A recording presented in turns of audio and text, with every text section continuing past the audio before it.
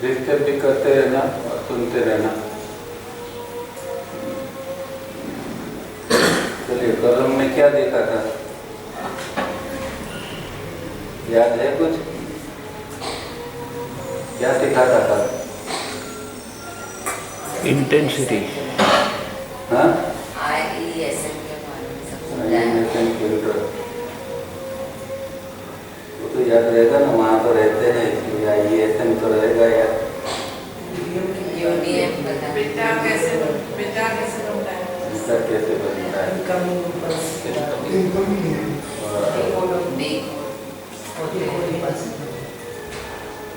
Diagram 1 का ratio क्या है?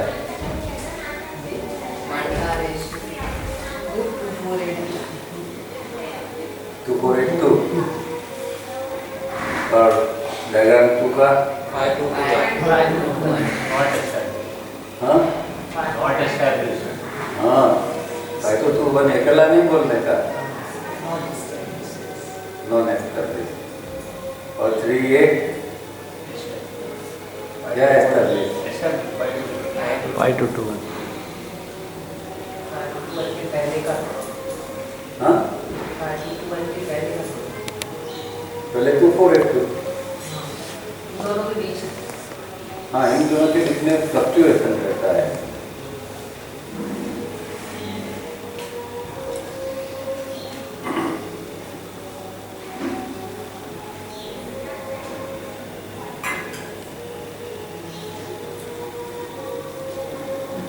अब दूसरा ये लिखा था कि ये जो इंटेंसिटी है 2000, 2:4:2 मतलब 2000, 4000, 8000 एंड 2000, और वो प्लस भी हो सकती है, माइनस भी हो सकती है। जिसका रिजल्ट आता है वो क्या कहलाता है? इंटेंसिटी। हाँ? रिजल्ट माइनस प्लस हो गया। मानो कि आपके इंटेलेक्चुअल सेंटर में 200 है, इमोशनल सेंटर में 400 है, और मूविंग सेंटर के अंदर भी 200 है, तो कितना हुआ? कितनी इंटेंसिटी हुई कुल मिला के? 800 हुई। ठीक है, तो 800 जो टोटल हुआ उसको क्या कहते हैं? Resultant intensity. तो हमारी जो, जिसको हम कहते हैं, इसकी इनकम, हमारे बॉडी ब्रेन की इनकम क्या होती है दिन भर में? क्योंकि ये खेल तो दिन भर में चलता रहता है, हर क्षण, अभी भी चल रहा है। अभी अगर आप माइनस है प्लस है उसके ऊपर सब डिपेंड करता है। तो ये टोटल जो बना, अब क्या हुआ, मानो कि कुछ मेरे अंदर नेगेटिविटी आ गई, तो इमोशनल सेंटर और सेक्स सेंटर जो है दोनों का माइनस में गया। कोई नेगेटिविटी आई तो मानो कि इमोशनल सेंटर के अंदर 200 माइनस हो गया, और सेक्स सेंटर के अंदर 400 माइनस हो गया, और इंटेलेक्चुअल में प्लस 200 पड़ा है। तो फिर कुल मिला के कितना होगा? 400 और 200, 600 माइनस 400 और प्लस 200, तो 400 क्या पर? माइनस कुछ बचा नहीं और खत्म, खर्चा ही हो गया। हाँ, तो ये 400 क्या हुआ? माइनस मेरी रिजल्टेंट इंटेंसिटी। तो एक इंसिडेंट बना, उसमें से मैंने क्या कमाया? तो हर जिंदगी भर में ये बात है, ये खाली फिगर नहीं है।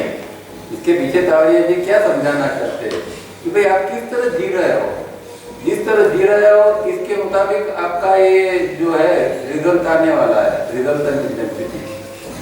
तो जो 4 केंद्र है उसमें से 3 जो है IES, वो सत्वरजस तमस है। M जो है वो क्या है? रिजल्टेंट इंटेंसिटी है। क्या समझना है? समझ में आया बात?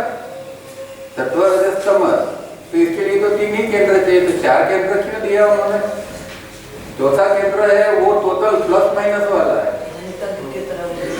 हाँ, जो प्लस माइनस होके जो फिगर आता है वो ये रिजल्टेंट इंटेंसिटी है।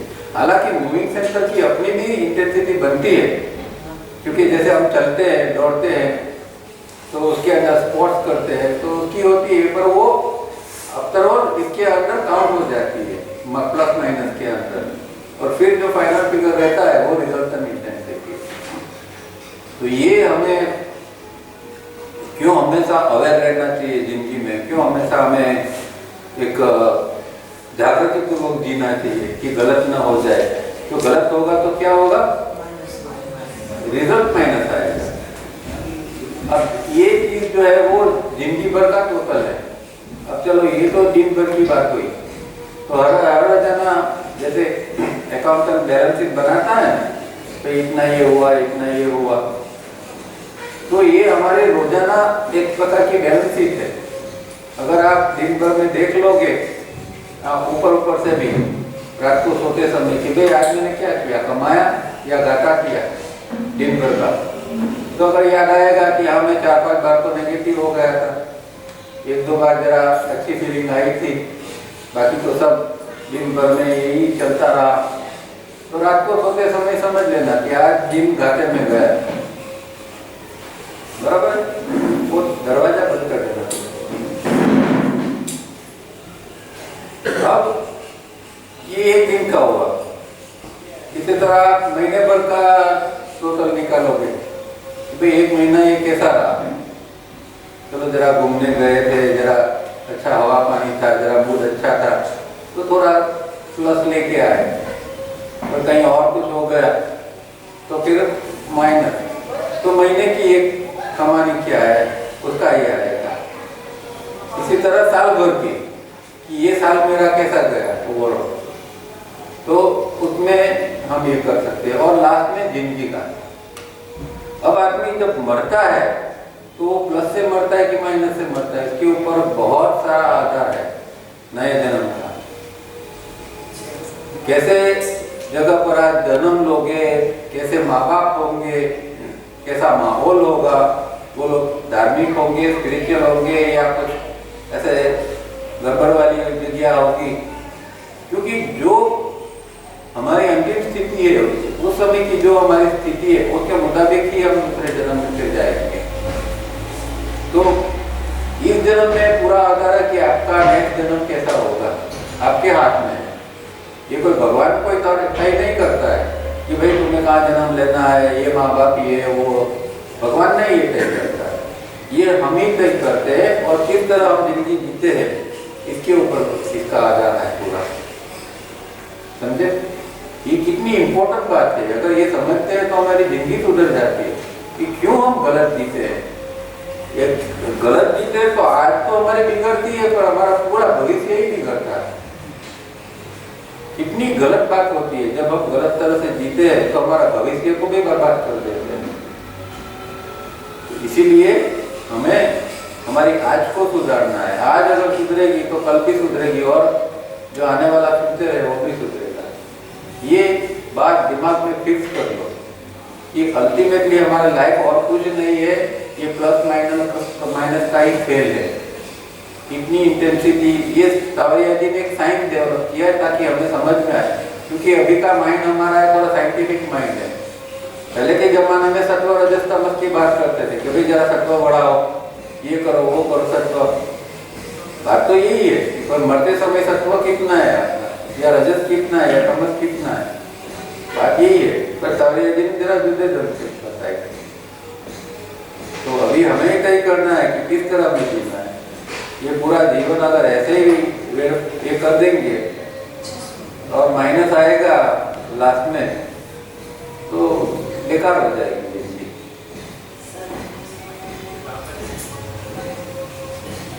समझ में आया ये पॉइंट, कितनी इम्पोर्टेंट बात है ये। तो सर तो नेगेटिव चर्चाएं भी नहीं करनी चाहिए, की बातों को भी जोड़ा तो सबसे कट हो जाता है। हर समय जो भी आप बोलते सोचते, बोलने का तो छोड़ दो, क्या सोचते उसके ऊपर से भी इंटेंसिटी बन जाती है। आपने गलत सोच लिया तो ये अंदर तो टेप रिकॉर्डर है, एक मशीन है, वो हर क्षण प्लस माइनस करता ही है। तो अगर आपने गलत सोच लिया, बोलने की बात तो दूर की, अगर आपने गलत सोच भी लिया तो भी वो -4 में चला जाएगा। समझे कितनी कितनी डेंजर बात है ये, और हमें कुछ पता ही नहीं हम किस तरह जी रहे हैं।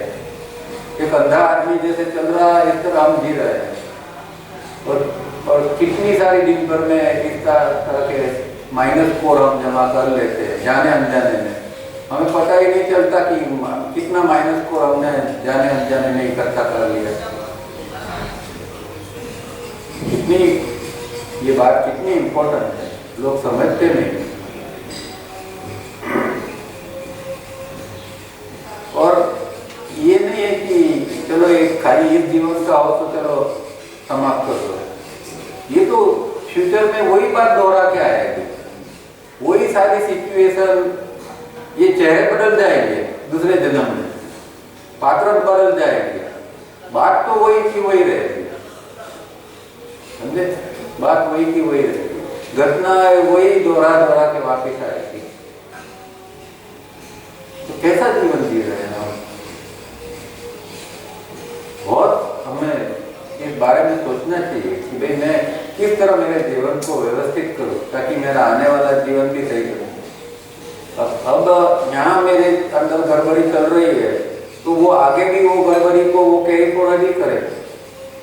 अगर इसको शांत नहीं किया और ये गड़बड़ी को कैरी फॉरवर्ड किया तो आगे वो ही मिलना है।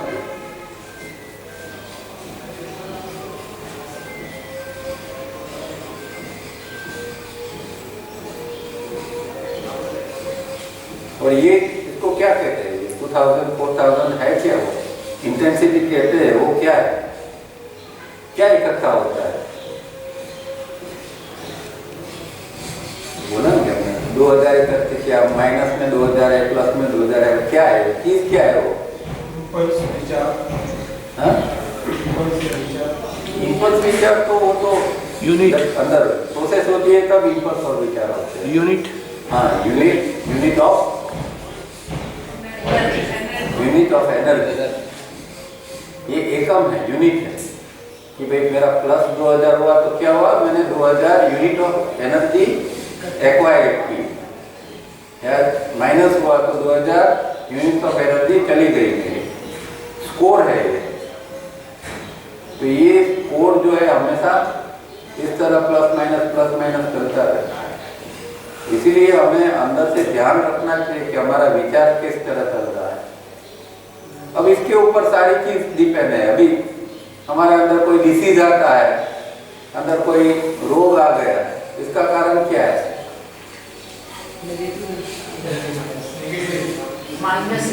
माइनस इंटेंसिटी इकट्ठा कर ली तो रोग ही आएगा ना। और जितनी ज्यादा माइनस इंटेंसिटी इकट्ठा की इतना भयंकर रोग आएगा। सामान्य इकट्ठा किए तो सामान्य रोग आएगा। पर हर रोग जो है इसके ऊपर ही डिपेंडेंट है।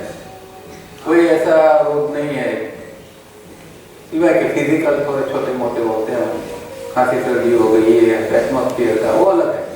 पर जो साइकोसोमेटिक डिसीज है वो सब इसका आधार ये है।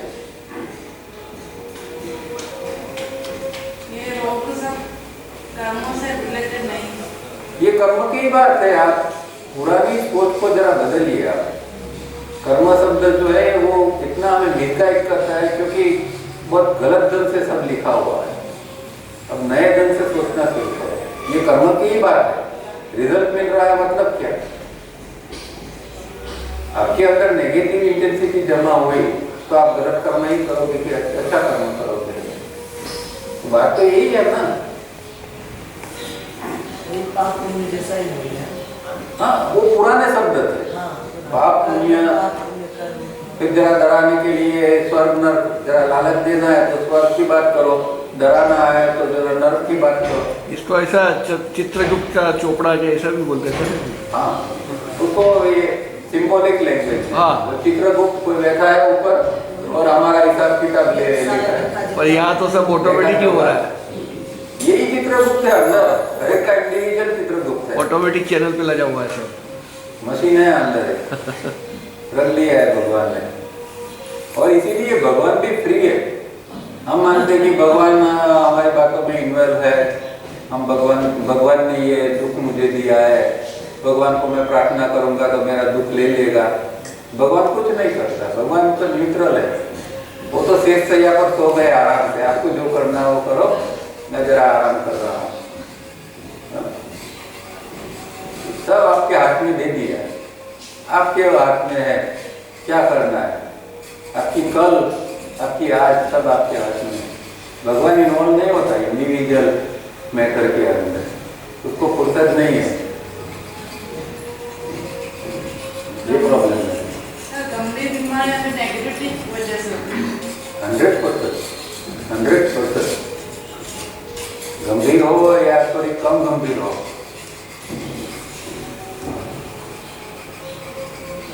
और इसलिए सिस्टम रिदमिक ब्रीदिंग क्यों में हेल्प करता है। देखो, दो चीज के लिए, एक तो अगर हमें दिन भर में प्लस स्कोर बना के रखना है तो जितना आपका 3 स्टेप चलेगा इतना आप नेगेटिविटी से बचते रहोगे और आप माइनस स्कोर में नहीं जाओगे। तो तावड़िया जी ने 24 घंटों क्यों चलाने के लिए बोला है कि अगर आपका 24 घंटों 3 स्टेप चलता है तो कोई नेगेटिव या माइनस की कोई अवकाश ही नहीं है, आपका स्कोर माइनस में जाएगा ही नहीं, और उसका माइनस में गया है वो धीरे धीरे करके वो प्लस इकट्ठा होता जाएगा, तो रिजल्ट फाइनली प्लस का रिजल्ट आ जाएगा। तो 3 स्टेप इसलिए और रिफाइनिंग एक्सरसाइज वगैरह इसलिए है कि भाई हम माइनस स्कोर के अंदर ना जाए, हमारा माइंड अच्छा रहा है तो हम नेगेटिविटी में नहीं रहे। ये सब जरूरी है, ये समझना चाहिए। आप योग शिविर में, ध्यान शिविर में जाते हैं, आंख बंद करके बैठे रहते हैं, घर वापस आ जाते हैं, क्या मिला आपको? पहले तो एक अंडरस्टैंडिंग तो डेवलप करो कि भाई मैं किस तरह जी रहा हूँ।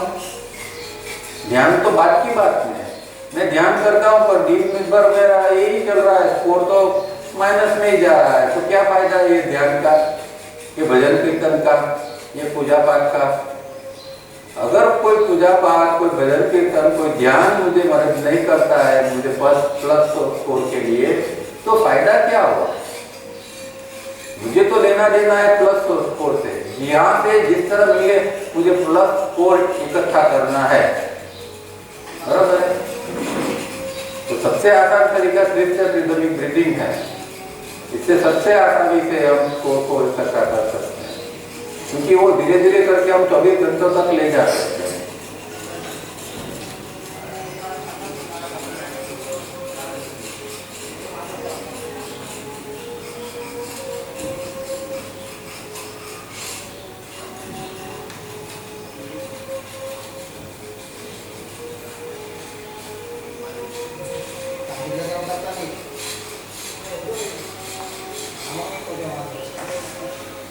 अब दूसरी तरह को देखिए कि भाई एक सामान्य आदमी है, उसके अंदर ऊर्जा कहाँ से आती है? यूनिवर्सल पे आती है, पर हमारी जो बेसिक ऊर्जा बनती है वो हम खाना खाते हैं उससे बनती है, भोजन करते हैं, तो खाना खाते हैं पीते हैं, उसमें से एक बेसिक ऊर्जा बनती है।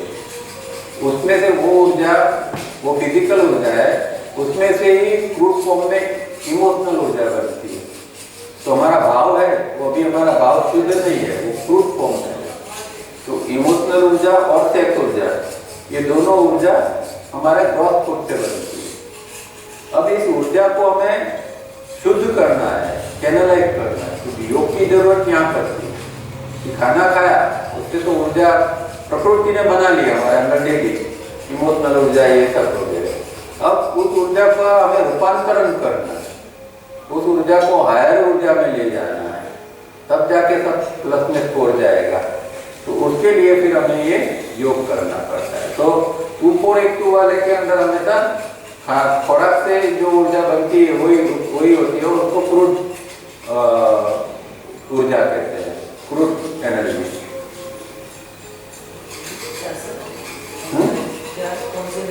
क्रूड कच्ची जैसे, मतलब रॉ फॉर्म में, उसको रिफाइन करना पड़ता है। अब हमारे अंदर ऊर्जा कहाँ से आती है? ये तो एक खाने की बात हो गई। अब हमारे सूक्ष्म स्तर पर ऊर्जा कहाँ से आती है? श्वास, ऑक्सीजन, लाइफ आती है। कहाँ से अंदर दाखिल होती है? हाँ, वो तो सब है, हमारे एस्ट्रल बॉडी में कहाँ से दाखिल होगी? हाँ, प्राण प्राण प्राण एस्ट्रल बॉडी में कहाँ से एंटर होगी? प्राण है, जो ऊर्जा, जो नाम दो वो ऊर्जा, मूलाधार। मूलाधार चक्र। ये हमारा स्पाइन का हिस्सा, पीछे का, ठीक है। और जो सबसे नीचे एक चक्र है, इसको क्या कहते हैं? मूलाधार। मूल मतलब ही बेस, एकदम सबसे नीचे चक्र है, उसको मूलाधार कहते हैं। और उसके साइड में थोड़ा सा ऊपर, इस जगह के ऊपर दूसरा चक्र है, और दोनों के बीच में एक लिंक है, मतलब इस तरह जोड़े हुए हैं। जैसे इंग्लिश में ईट होता है ना, ये इंग्लिश का ईट है, ठीक है। इसको कहते हैं स्वादिष्ठान। ये है मूलाधार। अब हम जिंदा है, तो जिंदा रहने के लिए कौन सी ऊर्जा चाहिए? Life energy. लाइफ एनर्जी आती है तो जिंदा है, बरोबर। तो ये मूलाधार चक्र जो एक ऊर्जा खींचता है उसको लाइफ एनर्जी कहते हैं। तो यहाँ हो गई लाइफ एनर्जी। और सुषुम्ना, ये जो स्वादिष्ठान है वो कौन सी एनर्जी खींचती है? उसको क्या कहते हैं? बोल। हाँ, वो तो बाद में, अवेयरनेस। तो पढ़ा है तो जरा बोल। ये अवेयरनेस। ये अब दोनों मिला के कौन सी एनर्जी बनती है? हाँ, पूरा नाम energy of essence of consciousness, लंबा नाम है। Energy of essence of consciousness, एक सत्व, दोनों मिला के बनती है energy of essence of consciousness, ठीक है। अब ये भी इसके ग्रेड है, energy of essence of consciousness. तो सामान्य आदमी के अंदर थर्ड ग्रेड की आती है, लो लेवल की, उसको थर्ड ग्रेड कहते हैं। जब साधना करते हैं तो हम सेकंड ग्रेड की ऊर्जा को खींच सकते हैं, और जो योगी वगैरह होता है वो फर्स्ट ग्रेड की ऊर्जा को खींच सकते हैं, ठीक है। तो ये लाइफ और अवेयरनेस, ये दोनों ऊर्जा जो है, इसके ऊपर हमारी पूरी स्थिति का आधार है। आप कितनी लाइफ ऊर्जा खींच सकते हैं, इतना आप लाइव है जिंदगी के अंदर। पूरी जिंदगी में हम जो लाइवनेस होती है व्यक्ति के अंदर, वो इसके ऊपर आधारित है। और अवेयरनेस हमारे, तो अवेयरनेस सामान्य आदमी की सामान्य अवेयरनेस होती है, भूल जाता है, उसका अटेंशन बिखरा हुआ है, उसकी अवेयरनेस लिमिटेड है। जैसे साधना बढ़ती है, अवेयरनेस बढ़ती है। तो ये दोनों इम्पोर्टेंट है, और इसका राइट यूज करने के लिए तारे जी ने हमें कौन सी एक्सरसाइज दी? गोल नकेट। गोल नकेट। गोल नकेट ठीक ढंग से करोगे तो ये दोनों ऊर्जा आपके अंदर अच्छी तरह आनी चालू हो जाएगी। गोल नकेट, बराबर समझ में आया इतना? सर, स्वादिष्ठान को अवेयरनेस इसमें लिया प्राण ऊर्जा। अच्छा, अवेयरनेस आया तो प्राण कॉमन वर्ड है, ये सब प्राणी है, पर प्राण की फैकल्टी है, सब कुछ है प्राण ही है, और सब कुछ यूडीएम से ही आता है, यूनिवर्सल डिवाइन माइंड से ही आता है सब कुछ। पर वो किस तरह आता है और किस तरह का काम करता है, ये फंक्शनल नाम है। जीवन जीने के लिए जो है वो फंक्शनल है ना, अवेयरनेस है वो फंक्शनल नाम है।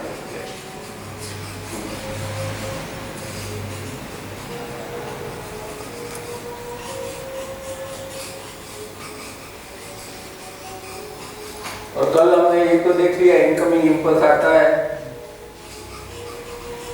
अब फिर से देखते हैं इनकमिंग इंपल्स कहाँ से एंटर होता है एस्ट्रल के अंदर? हमारी पांचों इंद्रिय से। कान से मैंने कुछ सुना तो इंपल्स गया ना अंदर। इंपल्स का मतलब क्या? स्पंदन। उसकी डेफिनेशन क्या है? इम्पल्स की डेफिनेशन क्या है?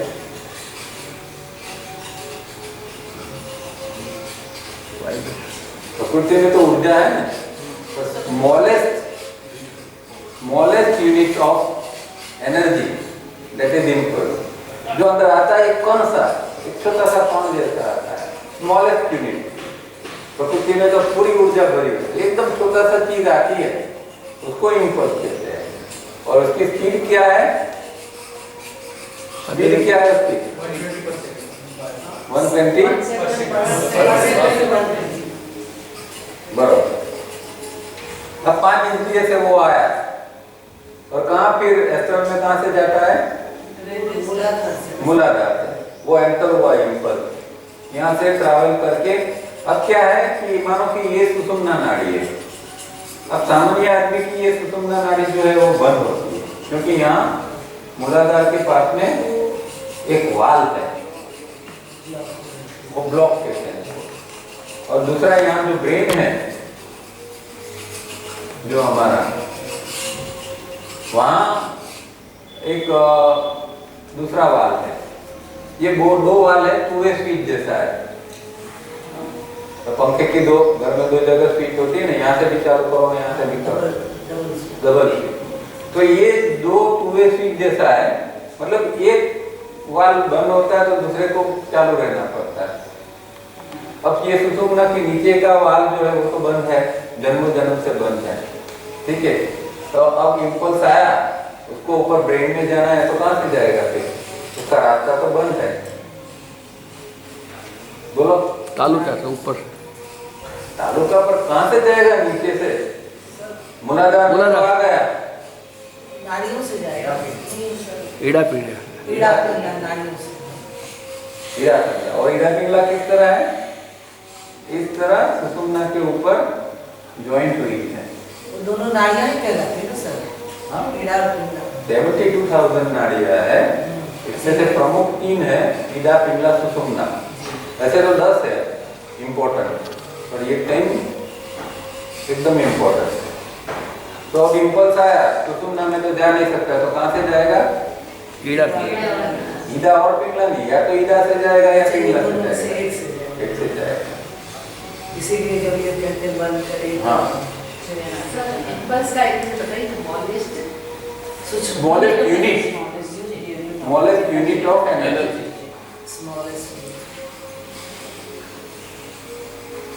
अब यहाँ से इम्पल्स आया, धीरे धीरे करके हर चक्रों में से गुजरते हुए ऊपर आया। ये जो है हमारा ब्रेन का पीछे का हिस्सा है, जहाँ मेमोरी पूल है। अब यहाँ ये वाल खुला है, ये बंद है तो ये वाल खुला है, तो मेमोरी कहाँ जाएगी? ये ब्रेन के अंदर। ये ब्रेन है, मानो कि ये ब्रेन है। यहाँ का 2 मेमोरी के पूल है, कल बताया ना। एक जी बताया था। हाँ, एक शैलो है, मतलब इस जन्म के। दूसरा जो है अनेक जन्मों का डीप में है, जिसको हम अनकॉन्शियस भी कह सकते हैं, एकदम गहराई में।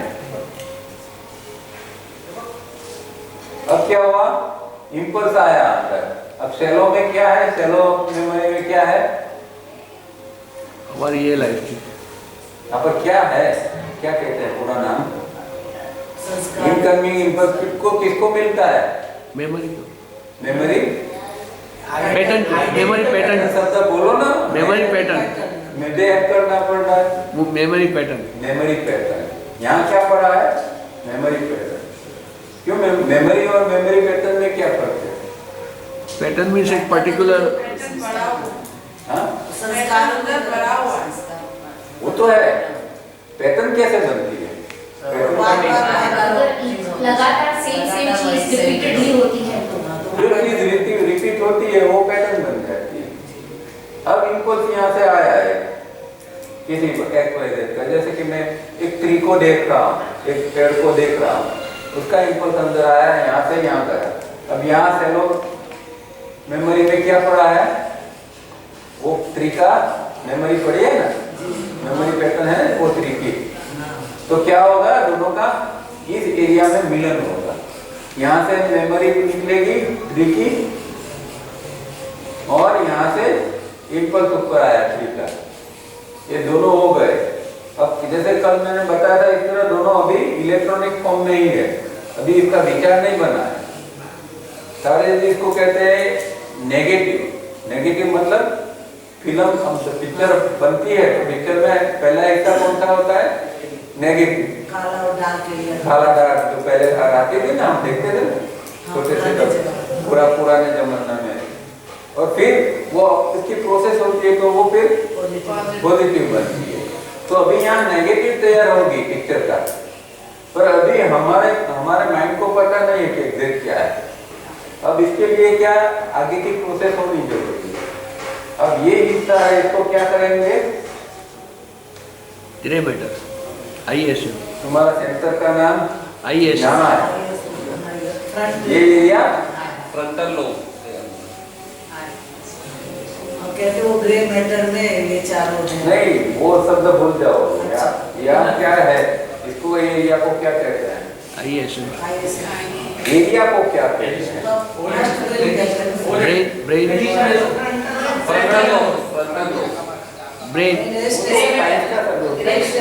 हाँ, ये शब्द भूल मत जाओ।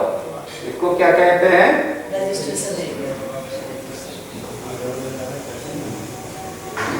ठीक है, क्या रजिस्टर एरिया रजिस्ट्रेशन, मतलब रजिस्टर होता ही नहीं। अंदर रजिस्टर होता है। अब क्या चीज रजिस्टर होगी, कहाँ से आएगी? अब यहाँ पूरी आधी कितनी तो बन गए, ये दोनों मिल गए, चलो में से मेमोरी पैटर्न, यहाँ से इनकमिंग इम्पल्स। अब ये ब्रेन है, तो यहाँ से ब्रेन का ऊपर का हिस्सा यहाँ से होके यहाँ आना पड़ता है। ये जो है दोनों मिलके यहाँ आते हैं। यहाँ क्या होगा? इलेक्ट्रॉनिक फॉर्म में आया, अभी यहाँ क्या होगा? डिकोडिंग होगा। डिकोडिंग किस चीज में होगा? सेंटर के हिसाब से विचार मॉलिक्यूल। और विचार क्या है?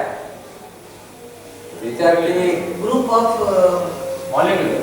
विचार मॉलिक्यूलर 3 चीज है ना, एक फिजिकल है, एक मॉलिक्यूलर है, एक इलेक्ट्रॉनिक है। फिजिकल तो जो है ग्रॉस है, सेल्स जो होता है वो फिजिकल होता है। मॉलिक्यूलर मतलब सूक्ष्म, जिसको देख नहीं सकते फिर भी अनुभव कर सकते हैं। जैसे विचार को हम देखते नहीं पर अनुभव होता है, और इलेक्ट्रॉनिक इतना है कि उसका तो अनुभव भी नहीं होता है, इतनी स्पीड से हो जाता है। तो यहाँ क्या होगा? डिकोडिंग होगा, और यहाँ विचार बनेगा। कैसा विचार बनेगा? जो मैंने पहले पेड़ को देखा था, एक झाड़ को देखा था, ट्री को, वो ट्री का पिक्चर यहाँ क्लियर आएगा, समझे? अब यहाँ मुझे क्या ज्ञान होगा? अरे ये तो आम का पेड़ है, ये तो नींबू का पेड़ है। ये ज्ञान कहाँ फाइनल होगा? ये आइडेंटिफिकेशन प्रोसेस हो गया क्या? वो थोड़ी इसमें बाद में आता हूँ। ये एक पूरी विचार की प्रक्रिया क्या है वो मैं बताता हूँ। अब ये IESM कोई भी केंद्र है, उसके ऊपर से ये विचार बनते हैं। अब यहाँ से आए ये इम्पल्स, यहाँ डिकोड हुआ। अब डिकोड कहाँ होता है? उसके विचार मुताबिक वो विचार बनेगा। मतलब विचारों क्षेत्र में इसमें हो जाएगा। हाँ, वो या तो 2 चक्र सामने होते, 2 सेंटर्स के ऊपर ओपन होता है। तो या तो अगर वो सत्व है तो वो इंटेलेक्चुअल सेंटर पर खुलेगा, या वो थोड़ी ऐसी गड़बड़ी वाला, जैसे कि 2 व्यक्ति झगड़ रहे हैं और मैं देखता हूँ, तो कैसा आएगा? थोड़ा रजस्तमस वाला आएगा ना। रजस्तमस वाला जो इम्पल्स अंदर आया तो कहाँ खुलेगा वो फिर? इसीलिए टीवी में ये सब चीजें नहीं देखनी चाहिए, है ना? देखा तो वो इमोशनल सेक्स सेंटर पर जाके खुलेगा। अब वो खुलेगा और उद्यम वो प्लस में खुलता है, माइनस में खुलते हैं, वो भी यहाँ सब डिसाइड होता है। इंटेंसिटी, ये इंटेंसिटी बनाने की जगह है। तो अब यहाँ वो मैंने पेड़ को देखा और अच्छा सुंदर पेड़ है, मेरा मूड भी अच्छा है, तो मैं क्या करूँगा? उसका जो इम्पल्स आएगा वो अच्छा आएगा। तो यहाँ जाके लास्ट में जो विचार बनेगा वो पॉजिटिव विचार होगा, वो इंटेलेक्चुअल सेंटर पर खुलेगा। अभी उसके सपेट में इमोशनल सेंटर भी आ सकता है, पर वो प्लस में आएगा, इमोशनल सेंटर माइनस में नहीं। यहाँ मानो कि ये 200 आया, ये इमोशनल से 100 आया, तो 3 जो मैंने देखा उसमें मुझे कमानी हो गई 300 प्लस 3 हो गई। तो हम नेचर में घूमने की क्यों बात करते हैं?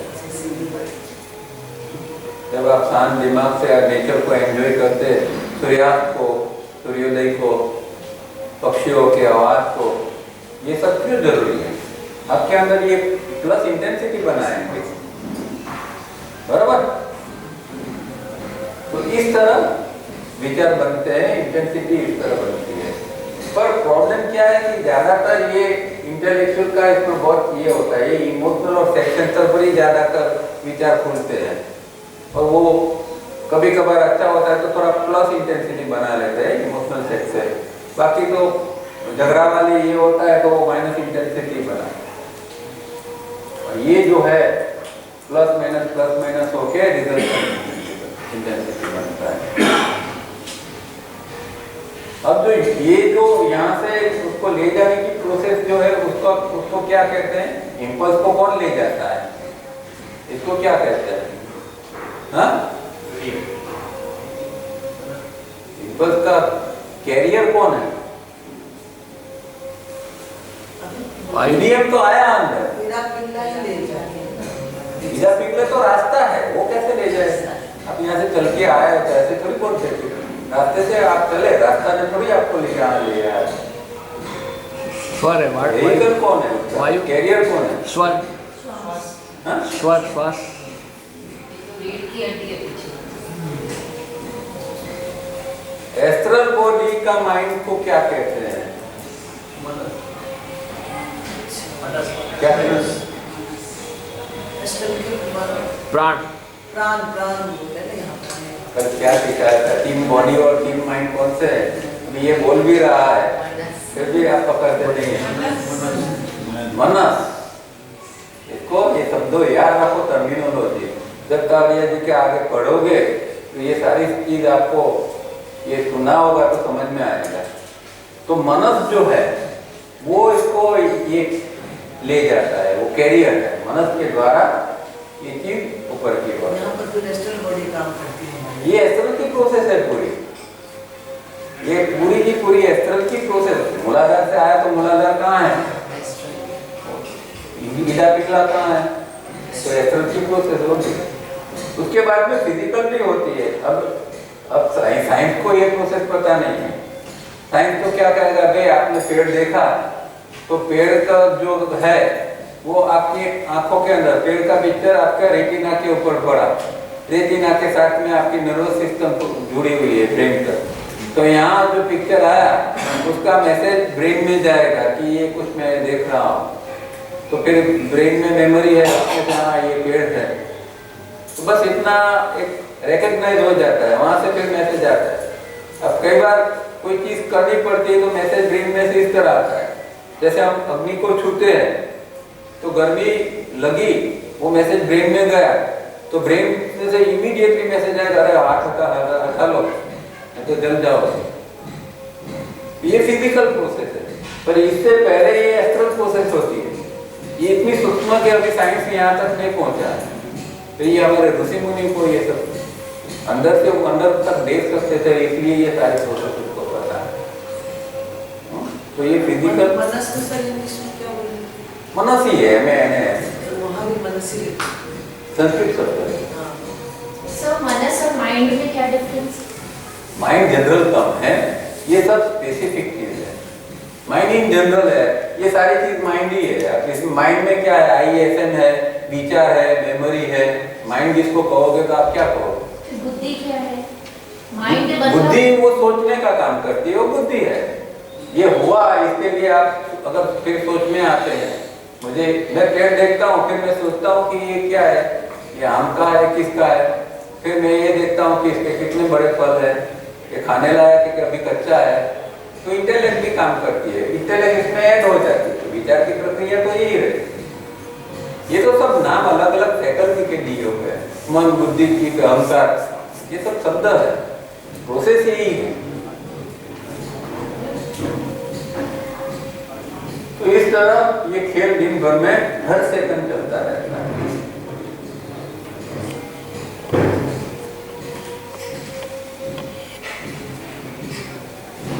और ये जनरल प्रोसेस बताता हूँ, पर डायग्राम एक में और सब में यही प्रोसेस 3A तक यही प्रोसेस करती है।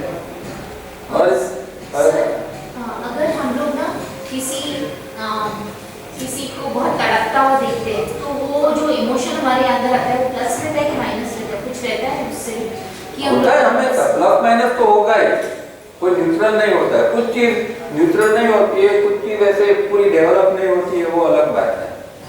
पर हर चीज हमेशा माइनस और प्लस में ही उसका स्कोर आएगा, एक्सेप्शनल कुछ चीज को छोड़ के। पर आप किसी को तरफता देखते हैं, उसके पीछे आपकी डीप मंशा क्या है उसके ऊपर डिपेंड करता है। अपीयरेंसली तो ऐसा दया का भाव होगा, उसके पीछे और भी कुछ हो सकता है, क्योंकि मोटिव बहुत गहरे होते हैं, उसको पकड़ना आसान नहीं होता है। अपीयरेंसली लगता है कुछ अलग, एकदम अंदर और भी कुछ हो सकता है, तो ये जज करना तो मुश्किल है। एक ही समय कई प्रकार के विचार भी आ जाते हैं। तो ये तो 120 की प्रोसेस है, तो आएंगे ना। एक सेकंड के अंदर 120 है, अभी विचार बने वो तो 40-50 बने एक सेकंड के अंदर। तो एक सेकंड में 40-50 प्रकार के विचार आपको आते हैं, और हमारी पकड़ में भी नहीं आता है तो मैंने क्या सोचा। आप बाद में याद कर सकते हैं, अरे मुझे तो ये ख्याल आया था, मेरे दिमाग में ये व्यक्ति के लिए ऐसा खराब विचार आ गए। वो कब पता चलता है? वो मोमेंट पर नहीं पता चलता है, बाद में इंट्रोस्पेक्शन जब होता है तब ये पता चलता है। मतलब एक सेकंड में जो 40 विचार आते हैं उसमें से बहुत सारे विचार सूक्ष्म रहते हैं, वो प्रोसेस चालू रहती है, सूक्ष्म नहीं, हमारी अवेयरनेस के अंदर नहीं आते, हम उसको पकड़ नहीं सकते। अगर आपकी अवेयरनेस ऊपर है, आप इससे अलग हो सकते हैं, तो आप समझ सकते हैं, देख सकते हैं कि भाई ये ऐसे विचार बन रहे हैं। आप मेडिटेशन, डीप मेडिटेशन में तो हो सकता है आप देख रहे हैं कि हाँ ये मुझे ये विचार है, अभी ये विचार है, अभी थोड़ा गैप है, बाद में ये विचार है, वो हो सकता है, नॉर्मली नहीं। और यहाँ जो व्हील आदमी की होती है, 3 प्रकार की जो व्हील है ना, इसमें ये न्यूट्रल व्हील होती है। तो ये डायग्राम 1 वाला 2482 वाला न्यूट्रल व्हील मतलब वो कोई खास कुछ कर नहीं सकता, सोचता है बहुत, मैं ये कर दूं, वो कर दूं, पर उससे कुछ होता नहीं, उसको न्यूट्रल व्हील कहते हैं।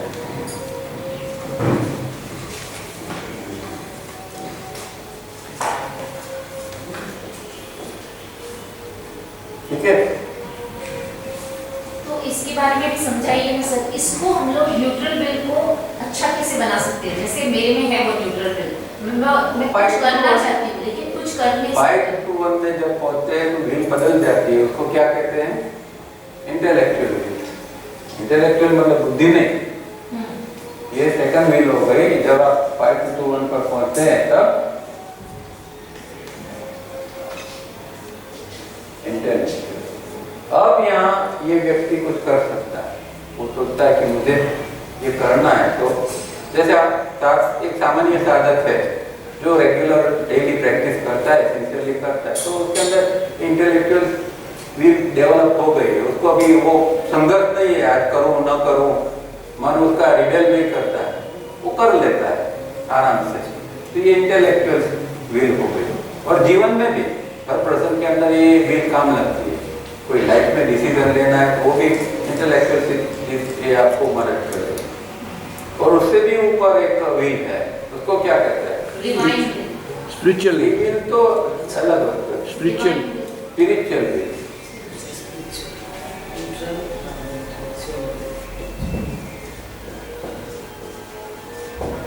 तो ये एकदम ये करो या मरो वाले ये व्हील है। वो नक्की करता है कि मुझे इस जन्म में साधना मोक्ष के लिए करना है तो करना है, इसके लिए मैं अभी समय गंवाने वाला नहीं हूँ। ये स्पिरिचुअल व्हील जो है वो बहुत आगे की है। 5 to 1 एस्टैब्लिश होता है, 3 का स्टेज जाता है, तब ये स्पिरिचुअल व्हील जाती है। उसका जीवन का एक ही लक्ष्य है। ये स्पिरिचुअल वे जब डेवलप होती है तो लक्ष्य फिक्स हो जाता है, मुझे बस यही करना है लाइफ में और कुछ नहीं। ये स्पिरिचुअल वे सही करेगा। तो इस तरह से नीचे फ्री विल इन जनरल है। फ्री विल मीन्स चॉइस, ये पर्टिकुलर है। फ्री विल जनरल है कि आपके अंदर एक फ्री विल जैसा भगवान ने दिया है आपको चॉइस के लिए। हर समय जब घटना घटती है उसको आपको किस तरह लेना है, तो उसको हम किस तरह देखते हैं कि भाई ऊपर या नीचे की ओर, इवोल्यूशन या इन्वोल्यूशन, इस तरह हम इसको देख सकते हैं। ये घटना घटी, उससे मुझे इसका उपयोग करके मैं ऊपर जाऊं, मेरी चेतना को ऊपर उठाऊं, या इसका उपयोग करके मैं नीचे चला जाऊं, उसको फ्री विल।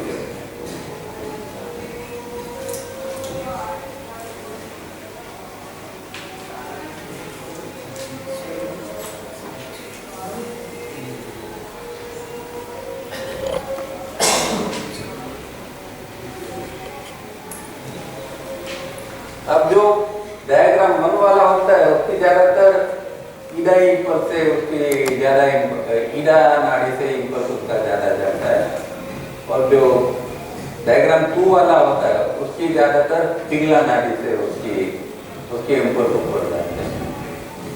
और जब आप बहुत साधना करते हैं तो जो ये वाल खुल जाता है नीचे वाला, तो क्या होगा, कहाँ से जाएगा, सुषुम्ना। अब सुषुम्ना से कहाँ जाएगा, ब्रेन में जाएगा? नहीं जाएगा। क्यों नहीं जाएगा? क्योंकि वहाँ के द्वार बंद हो जाएंगे। ऊपर का वाल बंद हो गया, 2 एक साथ में तो खुल नहीं सकते ना। ये नीचे का खोल दिया आपने, अब ऊपर वाला बंद हो गया, तो जहाँ मेमोरी पड़ी है वहाँ इंपल्स जाएगा ही, तो इंपल्स बेचारा क्या करेगा मेमोरी के बिना, बाईपास हो जाएगा। आइए सर, वो दूसरे रास्ते से बाहर निकल जाएगा। यहाँ वहाँ विचार बनते ही नहीं है। तो पहले बाल खोलो फिर अवस्था है, बाल खोलना पड़ेगा, वो 3D की अवस्था आती है। सर मैं समझी नहीं, आप फिर से एक्सप्लेन कीजिएगा ईडा पिघला और सुषुम्ना में क्या बोला? ये हमने पहले क्या देखा कि ये सुषुम्ना नाड़ी के ऊपर नीचे वाल है, हाँ। या ब्लॉक के कहते हैं। अब नॉर्मल कोर्स में ये वाल बंद होता है नीचे वाला, ये 2 वे स्टिक जैसा है, क्योंकि ऊपर का खुला है। ऊपर नॉर्मल लाइफ जीने के लिए ऊपर खुला होना जरूरी है। क्यों जरूरी है? नॉर्मल लाइफ जीने के लिए क्या चाहिए, मेमोरी पैटर्न चाहिए, मेमोरी चाहिए ना। एक आदमी सामने आया, आप उसको पहचानोगे नहीं तो क्या बात करोगे, मेमोरी तो चाहिए। मेमोरी कहाँ पड़ी है, अंदर पड़ी है। तो ये भगवान ने ये वाल हमेशा खुला रखा है, ठीक है, और ये बंद है। अब हम साधना में जाते हैं तो क्या करते हैं, इस वाल को खोल देते हैं, तो क्या होगा, ये वाल का बंद हो जाएगा। अब इंपल्स यहाँ से ऊपर तो चढ़ा, तो वो यहाँ वाल बंद हो गया तो मेमोरी को नहीं मिलता है, तो क्या होगा, मेमोरी बाईपास हो जाएगा, बाहर निकल जाएगा। इसको मेमोरी बाईपास कहते हैं। ये फिर यहाँ से साइड पर से यहाँ आया, यहाँ मेमोरी में नहीं जाता है, तो यहाँ से ये साइड पर से निकल जाता है, यहाँ से और यहाँ से, यहाँ तक आया, यहाँ से यहाँ आके निकल जाता है। यहाँ अंदर भी जाता है कुछ इंपल्स, मतलब वो चीज जो है वो डिपेंड करती है साधना के ऊपर, क्योंकि अंदर मार्ग है, साधना चक्र से फिर अंदर जो चक्र है वहाँ तक का एक रास्ता है, तो वहाँ भी जा सकता है। ये तो अंदर की बात है, ठीक है, आया समझ में? तो रजिस्ट्रेशन एरिया में नहीं जाएगा, वो निकल गया, वो विचार नहीं, रजिस्ट्रेशन एरिया में जाएगा तो विचार बनेगा ही बनेगा, और इंटेंसिटी भी बनेगी। ये बाईपास कर देना है, तो विचार भी कम हो जाएगा। विचार है ही नहीं, पर वो तो स्थिति है, और बहुत लंबे समय नहीं रख सकते। तो योगी वो ध्यान में बैठता है, जितने समय उसको बंद करता है, फिर वो व्यवहार में आता है तो उसको नीचे का वाल बंद कर देना पड़ता है, मेमोरी का उपयोग करना है ना उसको। योगी होता है उसको भी जीवन तो जीना है ना, तो फिर ये ऊपर का वाल उसको खोलना पड़ेगा ना।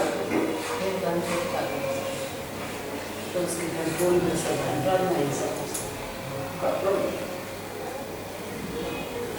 ठीक है।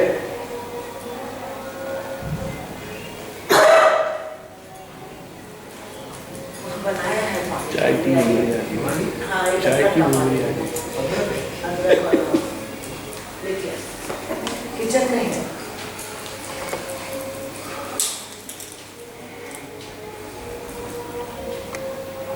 देखो ये ज्ञान बहुत गहरा है। अब आप कितनी भी मेहनत करोगे तो भी ये समझ में नहीं आएगा। ये शिविर में आपको आसानी से समझ में आ जाता है अगर आप समझना चाहते हैं तो। और ये ज्ञान जो है वो हमारे लाइफ के लिए बहुत जरूरी है। और ये सावरिया जी ने बहुत मेहनत करके दिया हुआ है। इसके लिए आप हजारों रुपया खर्च करोगे और जो 5 स्टार होटलों में जो बड़े बड़े कोर्सेज लगते हैं, ये कहीं पर ये ज्ञान आपको नहीं मिलेगा। इसको बोलते हैं विचार जो आते हैं हाँ जी। वो डिकोड होते हैं अपने का। तो अगर हमने विचार को एज इट इज देखा, मतलब ना उसको लेबल लगाया कि अच्छे बुरे, तो वो डिकोड नहीं होंगे। नहीं, ऐसा है। डिकोड वो मेमोरी को मिलते हैं तो वो डिकोड होना ही पड़ता है। जब अंदर वो चला गया, वो तो ये आईएसएम सेंटर के पास में वो मैंने कहा कि जैसे कि वो ये कलरिंग है, सत्व रजस तमस कलर है, तो वो किस तरह खुल रहा है। अगर वो सत्व के रूप में खुलता है तो वो कलर सत्व का रंग है। अगर रजस तमस का पर ये तीनों में से कुछ ना कुछ तो होता है, जिसको हम न्यूट्रल कहते हैं। न्यूट्रल का मतलब इतना है कि वो राग द्वेष उसके ऊपर नहीं आते हैं, पर उसके अंदर थोड़ा कलर तो आए। वो चीज ऐसी है कि न्यूट्रल की स्थिति अलग चीज होती है। विचार तो आते ही रहते हैं, तो उसको हम ना लेबल नहीं लगाएंगे कि भाई अच्छे हैं। हाँ, वो कर सकते हैं। एज इट इज उसको हाँ, वो कर सकते हैं, पर विचार तो बनेंगे। उसको लेबल देने की जरूरत नहीं है। आप ये कर सकते हैं, लेबल मुझे नहीं देना है, अच्छा है बुरा है, जैसा है ऐसा। मतलब मैं हाँ, फिर भी डिकोड होगा। डिकोड होगा ही ना, विचार डिकोड होगा तो ही विचार बनेगा। और फिर हम कहेंगे ये अच्छा है या बुरा है, पर हमें अच्छा बुरा नहीं कहना है, पर विचार तो है ना। तो माइनस में प्लस में जाएंगे, माइनस में अगर हम लेबल दें। न्यूट्रल रहते हैं तो प्लस में ही जाता है ना, प्लस में ही जाता है। और सर ये जो दो ब्लॉक है जैसा मुगलहार में जो है, हाँ और ऊपर एक है, हाँ अगर नीचे का खुल गया, हाँ ऊपर बंद हो गया, हाँ, तो फिर विचार तो बनेगा नहीं बनेगा ना। तो उसकी एनर्जी वेस्ट हो जाएगी। नहीं, एनर्जी सेव होती है, वेस्ट नहीं होती, सेव होती है। विचार बनने की प्रोसेस में और विचार बनने के बाद जो राग द्वेष पैदा होते हैं उसमें कितनी एनर्जी जाती है। यहाँ तो कुछ बना ही नहीं है, शांति है। ओके, यार वो बाहर निकल नहीं गए थे, वो इम्पल्स आया, वो बाहर निकल जाएगा, बाहर निकल, मतलब एनर्जी नहीं जाती। वो वेस्टेज नहीं है। ओके, वो वेस्टेज नहीं है। और सर वो फिर किधर जमा कहाँ होता है? नहीं, वो प्रकृति फिर एटमोस्फेयर। आप श्वास छोड़ते तो कहाँ जाता है? श्वास आया, श्वास गया, इम्पल्स आया, इम्पल्स गया। तो इसका मतलब विचार का होना है। विचार नीचे का वाल खुल गया सर। हाँ और ऊपर का बंद हो गया। हाँ, तो विचार नहीं बनेगा। विचार विहीन अवस्था हम कहते हैं ना। हाँ। विचार विहीन अवस्था है, एकदम शांति, गहरी शांति। मेमोरी बाईपास आपको जो बताया था, वो कौन सा बार बंद होता है जो मेमोरी बाईपास? ऊपर वाला, वाला। ऊपर वाला मेमोरी में जाता ही नहीं है, तब मेमोरी बाईपास होता है। सर आपने कहा था कि वो तो it's always open. Normal court में ऊपर, पर नीचे अभी हमने नीचे का खोल दिया तो फिर उसको कंपल्सरी बंद होना पड़ेगा कि नहीं? तो वो कितनी भी नेगेटिव मेमोरी हो या कुछ भी हो, बाईपास हो जाती है।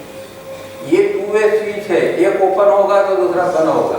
अगर आपने सुषुम्ना का और नीचे का खोल दिया तो ऊपर का बंद हो ही जाएगा, और इम्पल्स जो है वो मेमोरी को मिल नहीं पाएगा और विचार नहीं बनेगा। इतना सिंपल इसका ये है साइंस। लेकिन सर फिर व्यवहार में आने के लिए अगर आदमी को मान लीजिए कि ये ऊपर हो गया, ऊपर ना बने, तो काम तो करना है ऊपर।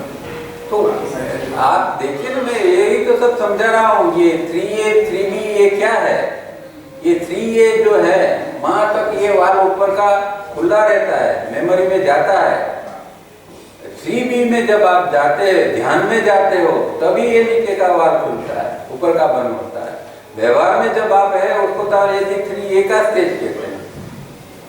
कि वो व्यवहार भी करता है और मेमोरी का उपयोग भी करता है, पर वो मेमोरी से चिपक नहीं जाता है, लिप्त नहीं हो जाता है, आइडेंटिफाइड नहीं हो जाता है। वहाँ वो न्यूट्रल है, आइडेंटिफाइड नहीं है। उसको जीना है तो उसको मेमोरी का तो उपयोग करना ही पड़ेगा, चाहे वो कोई भी है, योगी है, भगवान है, सबको उसका उपयोग करना पड़ेगा। सर ये बात है वो आहिस्ते आहिस्ते थोड़े से खुलते हैं कि एकदम से खुल जाते हैं। फॉर एग्जाम्पल हम यहाँ पर आके ये सब एक्सरसाइज वगैरह कर रहे हैं, गोल नगेट कर रहे हैं, गायत्री मंत्र पढ़ रहे हैं, तो सर ये एकदम से एक साथ खुलता है कि थोड़ा 2-4 जन्म में खुल जाएगा, करते रहो। दिन रात करते हैं। कुछ तो पॉजिटिव होप दीजिए ताकि हम लोग ये जन्म में खुशी कर सकें। देखो इसलिए मैं, हाँ सही है, हो सकता है, पर इसके लिए थोड़ी इंटेंस साधना करनी पड़ती है। अब इसका सीधा रिलेटेड सावरिया जी, इसलिए तो ऐसी एक्सरसाइज बताए। अब गोल नकेट आप सही ढंग से करोगे और लंबा समय तक 10-10 मिनट 15 मिनट तक वो सिर्फ गोल नकेट आप करोगे तो उसके ऊपर अच्छा प्रभाव पड़ेगा। कभी थोड़ा सा भी खुल जाता है, रेखा ऊपर भी यहाँ से चला गया तो एक क्षण के लिए भी आपको शांति हो जाएगी, चित्तवृत्ति निरोध हो जाएगा। योग का पर्पस क्या है? चित्तवृत्ति निरोध। तो एक क्षण के लिए भी चित्तवृत्ति निरोध को करना, तो एक क्षण के लिए अगर वहां खुल गया और इम्पल्स यहाँ से सुनना से ऊपर चला गया तो एक क्षण के लिए ये थॉट तो बंद हो गए, एक क्षण के लिए चित्तवृत्ति निरोध हो गया। तो मेहनत तो करनी पड़ती है ना, इस जन्म में भी हो सकता है। इस लाइफ टाइम के लिए इतना ही काफी है। हाँ, इस लाइफ टाइम के लिए इतना ही काफी है। वो क्षण वो ये वन पर सिंसियर है, ये एफर्ट करना पड़ता है और रोजाना करना पड़ता है। आज किया कल नहीं किया तो वो खुलता नहीं है। ये कई लोगों को मैं जानता हूँ जिसका ये बीच में खुल जाता है नीचे वाला, ऐसे लोग भी है। पर उन लोगों ने काफी मेहनत की, सुबह में 3 बजे उठ के 2-2 घंटा प्रैक्टिस वो लोग करते हैं। तो सर ये नॉलेज, स्पिरिचुअल नॉलेज होगी तो शेयर कर सकते हैं कि नहीं? कर सकते हैं, नॉलेज को शेयर करने में क्या है, पर वो समझने वाला व्यक्ति होना चाहिए। अलग-अलग एक्सपीरियंस होता है इसका। एक्सपीरियंस शेयर नहीं करना है, साइंस शेयर करना है। साइंस को शेयर करो, जो मैं जिस तरह शेयर कर रहा हूँ बता रहा हूँ, इसमें मेरा कोई अनुभव नहीं है, ये साइंस है, अनुभव व्यक्तिगत बात है। सर गोल नगेट और बंद में क्या फर्क है? बाहर बंद, अंदर ब्रेथ को होल्ड करके उसको रोकना और फिर वो ब्रेथ को बाहर छोड़ के, जैसे आप गोल नगेट करवाते हो तो उसमें पूरी सांस बाहर रोकते हो और वो पूरा ये हिस्सा बंद है, तो उसी को बंद कितने बंद है? 3 जल, ये नेक वाला बंद और एक उड़ियान बंद और एक मूलाधार का बंद, 3 बंद। मूल बंद, जालंधर बंद, उड़ियान, ठीक है। हाँ। अब ये बंद या एक बंद या तीनों बंद एक साथ में, वो या तो श्वास रोककर किया जाता है या श्वास बाहर छोड़कर किया जाता है। अब मूल बंद में थोड़ा पर्टिकुलर जगह से उसको खींचना पड़ता है, वो डिफिकल्ट है। इसलिए कावरिया जी ने उसको सिंप्लीफाई किया, मॉडिफाई किया और क्या कहा कि भाई ये पेट को खींचो, मतलब पेरिनियम शब्द यूज किया आगे से। अब पेरिनियम भी हम खींचते हैं तो उसका वो जो है मूलाधार है, वही उसके ऊपर उसका दबाव आता है और मूलाधार ऊपर की ओर होता है। तो ये हम जो है गोल नकेट के अंदर मूल बंद नहीं कर रहे हैं, मॉडिफाइड रूप के अंदर। अब उसको आपको अलग ढंग से प्रैक्टिस करनी है, तो आपको श्वास लेके श्वास रोका है और उस दौरान इसको खींच लिया 10 सेकंड 15 सेकंड, जितना श्वास रुकता है इतना खाली इसको खींच के रखा, तो वो मूलबंद, वो श्वास वाला मतलब अंतर कुंभक वाला वो मूलबंद मिलेगा। गोल नकेट में हम करते हैं बाह्य कुंभक वाला, सारी जगह बाह्य कुंभक वाला ज्यादा पावरफुल है, ज्यादा एनर्जी जनरेट होती है। और कल टावरिया जी के लेक्चर में वो कुछ डायफ्राम और उसके बारे में कुछ बता रहे थे, वो मैं कुछ समझी नहीं, वो चीज़ मेरे को समझ नहीं आई। वो बोल रहे थे वो जो स्प्रिंग से जो टेंशन क्रिएट करते हैं दैट इज़ वेरी इफेक्टिव, तो क्या था, मेरे को वो बात कुछ घुसी नहीं। जब हम गोल नकेट करते हैं तो क्या करते हैं, ये नीचे वाला हिस्सा को दबा दिया, हाँ। ठीक है। अब शैलो ब्रीदिंग करेंगे तो क्या होगा? नॉर्मल ब्रीदिंग करते हैं तो श्वास लेते हैं तो डायफ्राम कहाँ जाता है? श्वास लेते हैं तो डायफ्राम की मूवमेंट कहाँ होती है? नीचे जाती है। हाँ। श्वास छोड़ते हैं तो ऊपर आती है, ठीक है। अब मैंने ये पार्ट दबा दिया और मैं श्वास जल्दी जल्दी ले रहा हूँ तो डायफ्राम किस तरह काम करेगा? वो नीचे नहीं जाएगा, थोड़ा ऊपर ही रहेगा। वो वाइब्रेशन महाकंपन होगा ना, हाँ। वो बात वो कर रहा है। और ये जब यहाँ होता है तो वो मूलाधार के ऊपर इसकी बहुत पॉजिटिव असर होती है, मूलाधार कंपन करने लगता है तो वो जागृत होता है। इसके लिए ये शैलो ब्रीदिंग दिया हुआ है। और आपने जो सुबह में वो करवाया वो क्यों करते हैं? वही सब बात कर रहा हूँ। सेम। शैलो ब्रीदिंग किसको कहते हैं? उसको ही कहते हैं। तो वो यहाँ तक ही लेने का, उसको थोड़ा भी नीचे तक नहीं लेने का, यहाँ तक। यहाँ तक जल्दी जल्दी लिया छोड़ा एकदम।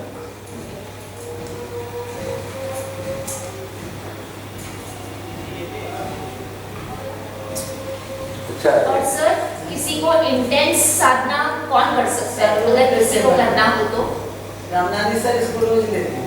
अच्छा। सर ऐसे एक हाउस होल्ड भी इंटेंस साधना कर सकते हैं अपने घर रावलिया में। जी कौन थे? कभी बात नहीं की है। सिर्फ वो जुनून तो होने वो तो नहीं थे। रावलिया जी की बात हुई तब कहाँ थे? रावलिया जी पक्के हाउस होल्डर थे। इसको इंग्लिश में गुड हाउस होल्डर कहते हैं। गुड हाउस होल्डर मतलब उसमें कोई नेगेटिविटी नेगेशन होता ही नहीं, ना जैसा कुछ है ही नहीं। अब जो नहीं या वाइफ है जो कहते हैं हाँ रियल पार्टनर होते हैं, इस तरह जीते हैं, वो गुड हाउस होल्डर होते हैं, वो कर सकते हैं क्योंकि वो दोनों एक दूसरे के मार्ग में नहीं आते हैं ना, कोई अपना दूसरे के ऊपर ठोकते हैं। देखो तावड़िया जी के अंदर एक क्या विशिष्टता थी कि वो अपने फैमिली वालों को भी कभी वो उन्होंने कहा नहीं कि कोई तुम योग करो। वो इंसिडेंट मुझे बताते थे कि मैं ये थोड़ा छोटा मोटा योग का कभी कभी किसी को बताता था, कोई लोग घर पर आते थे, बात होती थी तो मेरी बेटी जो है वो सब देखती रहती थी और मैं चाहता था कि वो करे पर मुझे उसको कहना नहीं था। तो जब वो 20 साल की हुई तो एक दिन उसने खुद मुझे कहा कि डैडी आप सबको सिखाते हो, मुझे नहीं, मैं इस पल का इंतजार में था। तो वो लोग ठोकते नहीं, वो वेट करते हैं। तो ऐसा गुड हाउस होता है।